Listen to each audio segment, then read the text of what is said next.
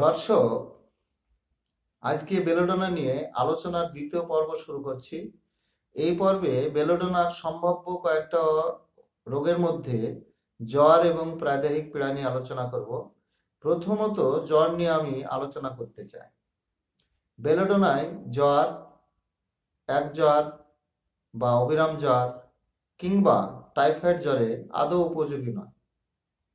স্বল্পবিরাম জ্বরে, অর্থাৎ যে জ্বর হঠাৎ করে এসে রোগীকে ভীষণ কষ্ট দেয় এবং হঠাৎ করে কমে যায়, এই প্রকার জ্বরে বেলোডোনা উপযোগী। রোগীর চোখ মুখ থমথমে এবং লাল বর্ণ দেখায়, গায়ে উচ্চমাত্রা তাপ এবং মাঝে মাঝে ঘাম হয়, ঘাম গরম, এবং যে পাশ ঠেস দিয়ে বিছানায় শুয়ে থাকে সেই পাশ বেশি ঘামে। এত ঘাম সত্ত্বেও রোগীর কোনো উপশম হয় না। সময় সময় এত ঘাম হয় যে মনে হয় এই বুঝি জ্বর ছেড়ে গেল, কিন্তু তা না হয়ে পুনরায় উচ্চমাত্রায় জ্বর শুরু হয়। রোগীর মাথায় প্রচন্ড যন্ত্রণা থাকে, ঘুমের মাঝে ভয়ানক স্বপ্ন দেখে এবং কাল্পনিক কোনো জীবজন্তুর মূর্তি দেখে ভয়ে চমকে ওঠে। রোগীর হাত পা নাড়ে, সমস্ত শরীরের গাঁটে গাঁটে ব্যথা হয়। প্রদাহযুক্ত জ্বরে যেমন গাল, গলা এবং কুচকি প্রভৃতি ফুলে ওঠে। জ্বর হলে জ্বরের প্রথম অবস্থায় অ্যাকোনাইটের মতো বেলোডোনাও ব্যবহার হয়, কিন্তু বেলোডোনা এবং অ্যাকোনাইটের জ্বরের মধ্যে কোনো পার্থক্য করা যায় না। শুধুমাত্র বুঝে নিতে হয় যেখানে ঘাম থাকে সেখানে বেলোডোনা উপকারী। রোগী লেবুর রস বা ওই জাতীয় টক কিছু খেতে চায়, খেলেও ভালো থাকে। শিশুদের দাঁত ওঠার সময় তড়কা বা আক্ষেপ সহ মাথা গরম এবং পা যদি ঠান্ডা হয় এবং চোখ মুখ লাল দেখায়, সেখানে বেলোডোনা উপকারী। দ্বিতীয়ত প্রদাহিক পীড়া, যেমন ফোড়া, বাগি ও কুস্কি ইত্যাদির কোনো প্রদাহে বেলোডোনা ব্যবহারকালীন আক্রান্ত স্থান চকচকে, তেলা মতো, গরম, রক্তবর্ণ এবং তাতে জ্বালা ও স্পর্শকাতরতা, এই কয়টি লক্ষণ সবসময় মনে রাখতে হবে। প্রদাহিত স্থানে ফোলা এবং ওই স্থানে এত বেদনা যে কোনো কিছু স্পর্শ করা যায় না,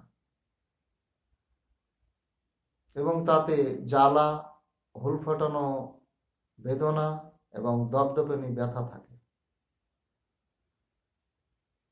বেলোডোনা প্রদাহের প্রথম অবস্থায় ব্যবহার হয়, কিন্তু যদি দেখা যায় প্রদাহিত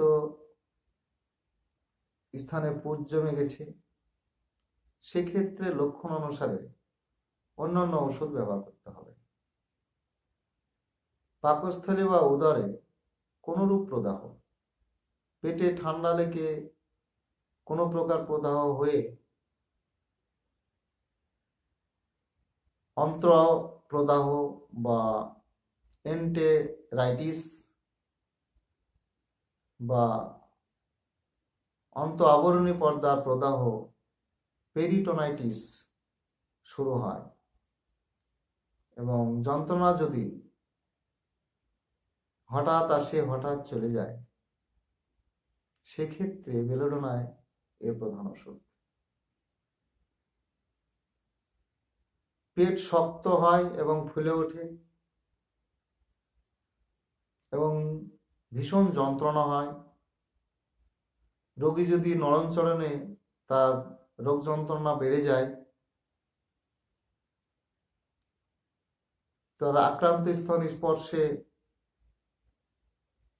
রোগ যন্ত্রণা বেড়ে যায়। রোগী যেখানে শুয়ে থাকে সেখানে কেউ গেলে বেদনা বা যন্ত্রণা বেড়ে যায় এবং অস্থির হয়, সেক্ষেত্রে বেলোডোনা উপকারী। রোগীর ডান দিকে কুস্কির উপরে তলপেটে ফোলা, টাইফিলাইটিস এবং অ্যাপেন্ডিসাইটিসে প্রদাহের প্রথম অবস্থায় যদি দেখা যায় পেটে ব্যথা এবং স্পর্শ করতে দেয় না এবং কাপড়ের ভার পর্যন্ত সহ্য হয় না, সেক্ষেত্রে বেলোডোনাই এর প্রধান ওষুধ। আজকে এই সংক্ষিপ্ত আলোচনার মধ্যে দিয়ে আমার এই পর্ব শেষ করছি। ধন্যবাদ।